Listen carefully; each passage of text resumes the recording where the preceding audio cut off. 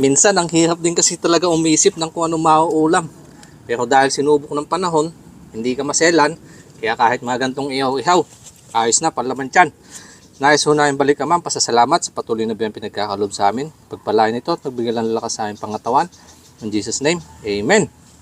Ihaw-ihaw, mga kanayon. Meron ako dito yung ihaw na talong, yan. Ihaw na okra, ihaw na sili, saka yung ihaw na isdang puyo. Kung tawagin sa Tagalog, araw sa amin sa Ilocano, martani ko yata sa ibang lugar o walo-walo. Isa sa pinakamasarap na uri ng isda. Ang ganda ng pagkakaluto.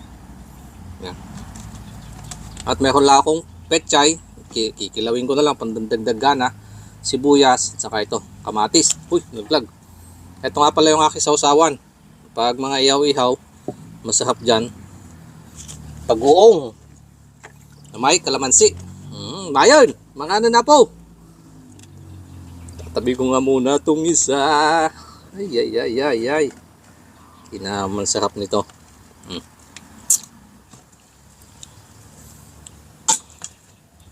Sili.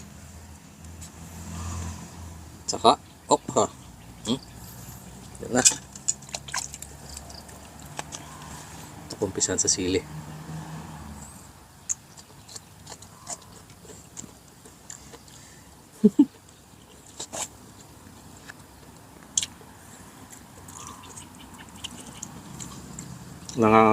Nanginginig yung panga ko.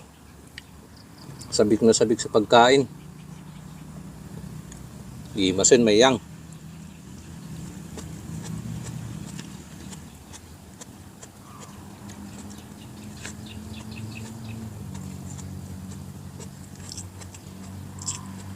Talong.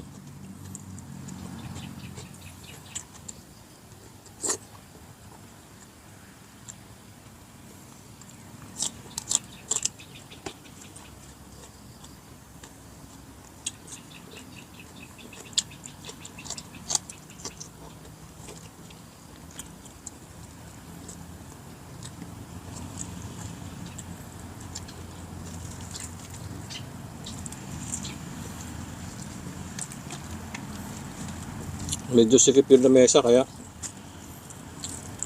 kaunti lang muna yung kanin. Tanindahan ko na lang mamaya.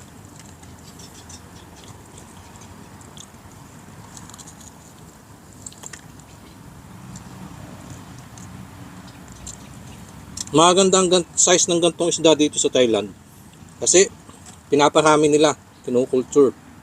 Mga dalag, tilapia, ayan. Hindi katulad sa atin na hindi masyadong naalagaan kaya halos wala nang mahuling ganyan. Ano mahanap.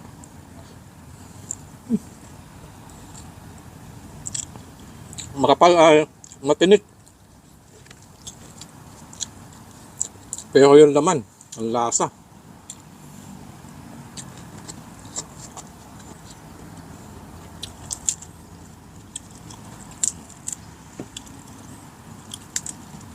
Pechay, baka hindi nyo pa nakasubukan magkilaw.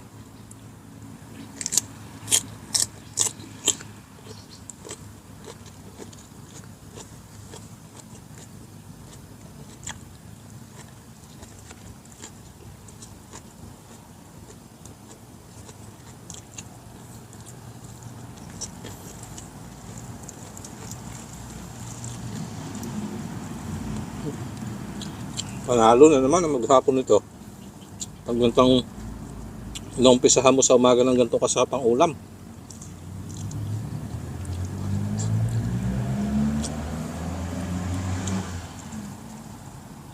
Ayos na ayos ang maghapon.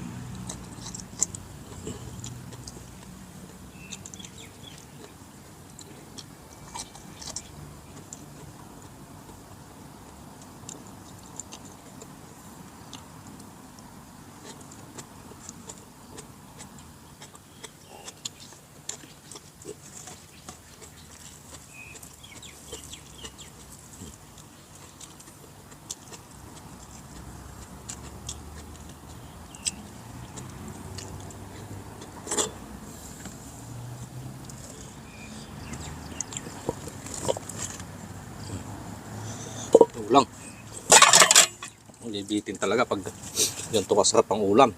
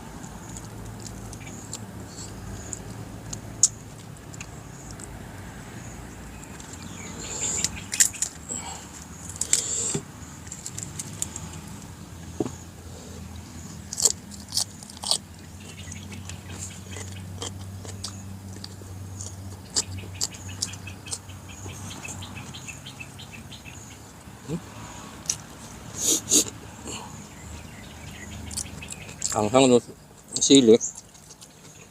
Kumakapit na sa bibig.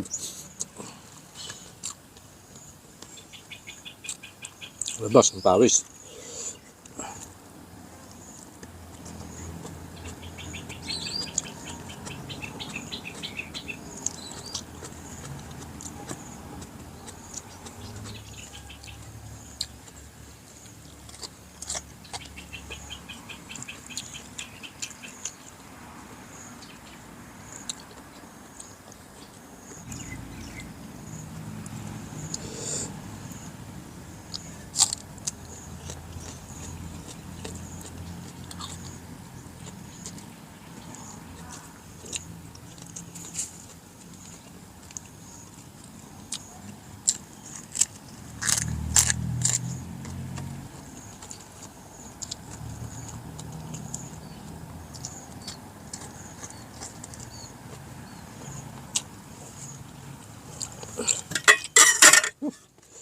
Pawis.